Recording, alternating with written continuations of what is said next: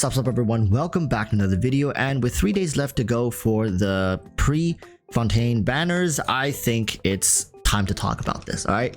As opposed to talking about Lyney, today we gotta talk about his sister Lynette. And the reason for that is, she likely will be most people's go-to replacements for Sucro, Kazuha, Venti stuff, the basic viridescent user for the Uja or Numa mechanic within Fontaine. Now this is important because we right now don't know how much they want to influence the game through using these new light dark mechanic. I'm just gonna say light dark. I don't want to say Uma, Nuja, Manua. Light and dark, right? This new Fontaine exclusive system, we don't know how much they're going to use this. So with that said, we need to get our hands on as many free-to-play units as possible. Now, and I would like to think that most people are going to be pulling for the Hydro Archon, Furina, Focalors, whatever you want to call her.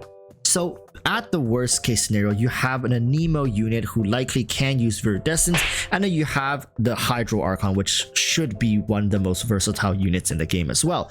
Having these two flexible units, you should be more than okay in terms of team balance, right? If you want to play freeze teams, hopefully Furina can do that. If you want to play some hyper blue teams, hopefully Furina can be slotted into some of those teams. Now that should, all right, air quote, should cover most of the teams that you would need for, let's say, Uja, Numa, light dark elements. Now, going a step further though, how good is Lynette in terms of her ability to be a good viridescent user? Now, I don't think she's going to be better than Sucrose. I'm just going to come out and say it.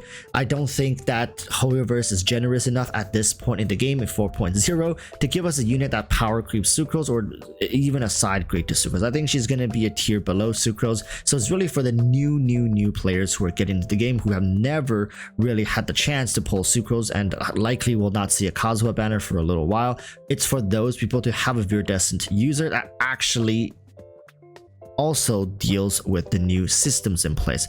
I think that's all she is supposed to be, nothing more, nothing less. So apart from her role in the game, we also can look at what she does in the overworld, right? It's just that right now it seems Hoyoverse is once again catering to the newer players, because for those who don't have Yelan now, if you have this free unit, which you should really use her if you have her, you can also explore the overworld quite nicely because she kind of has a pseudo Yelan dash skill as well. And of course, with her being a Nemo, if you have two of her on the team, you also have reduced stamina consumption. So all in all, I do think Lynette is a huge bonus for new and low spenders, free to plays who maybe started the game less than 2 months or less than a patch ago. For the vast majority of us, like if you are playing this game since a year ago, 2 years ago, 3 years now, I don't think Lynette is going to be that good of a unit to be hyper investing into. What I'm basically saying is you're not going to be investing into Lynette at all. If you have someone like Sucrose, you probably have no reason to do so anyways. Now going forward into Fontaine, much like how Kale kind of still is relevant for a lot of free-to-plays, low spenders, Lynette is likely going to do the same. And I think there's certain levels of attachment people have with the characters they first pick up. A lot of people would likely just gravitate towards Lynette if they have her built, as opposed to then rebuilding Sucrose. So I think for a lot of people going forward, you're going to see accounts that have Sucrose built and you're going to see accounts that have Lynette built. There might be some mixed account that have both, especially for those people who do not want to pull any Fontaine units. So if they run into issues with the light dark new systems, then they're likely going to level up some free to plays or limited characters that they've pulled, and Lynette might be one of them. But get used to eventually seeing people's accounts with either Lynette build or Sucrose build. I think they're kind of interchangeable units at this point. So in a way, it's also indicative of when you started the game, depending on which of these characters you have built. Now for me, if I want to make a prediction going forward, let's say in terms of CN meta wise, I don't think CN players are going to be using her too much, especially the meta players, because those players have played the game for a long time. They already have pre-established units, and they're also going to be pulling for strong, dependable units in Fontaine, namely the Hydro Archon, and probably another unit that's going to be super OP broken, like they do with every single region. There's so much speculation with Fontaine right now, with people saying Navia is potentially going to reshape Geo. That's a hell of a lot of copium, more than I can handle in my system right now, because to say that Navia is going to re-establish dominance for Geo or rebalance Geo means that she likely will be either a crystallized character or an insane power creep of some sort. And I don't know about you guys, but personally I don't think I want to see power creep in any way, shape, or form. Once they've established that they just want to keep the game at a steady level, there should never be a character that comes out that replaces another. So power creep should be out of the way. And if you're saying Navia is gonna come into the game and change Geo, then that just leaves Crystallized. And honestly, you can't tell me that another Ito side grade is gonna make Geo exciting. What's the point of making another character Geo hyper carry Claymore or whatever the hell? Like, what are we doing here for Geo? The whole thing about Genshin that makes it exciting are the reactions.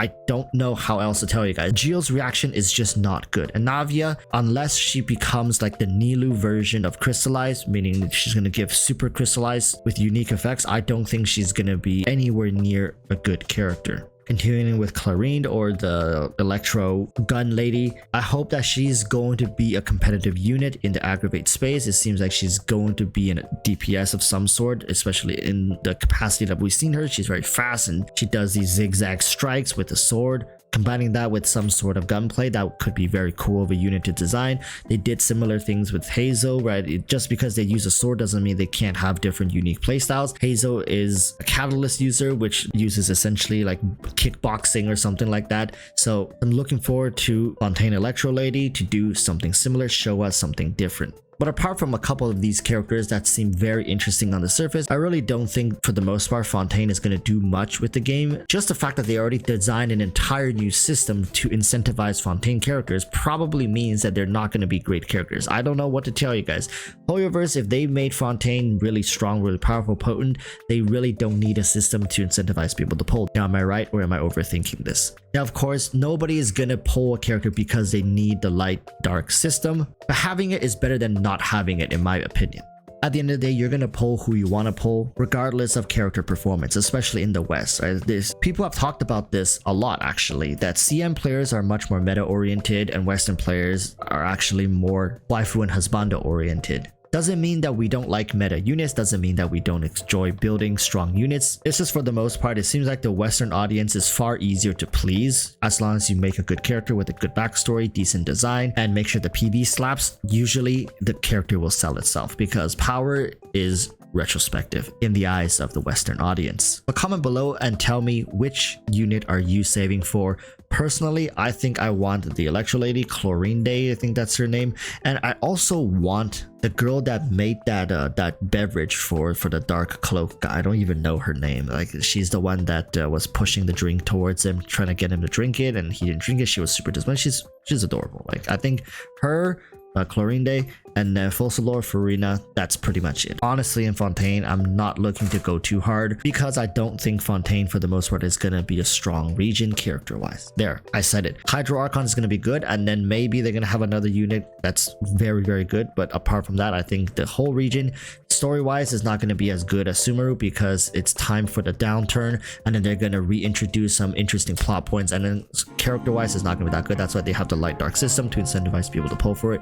And then once we reach Natlan, it's all going to tie together. I think burning as well as proper melt design is going to come in Natlan. So Fontaine is likely going to be one of those skipped over regions in hindsight once we finish the game. All right, but I mean, that's just my opinion. Let me know what you guys think. Until then, Arjota, stay safe, peace, and bye.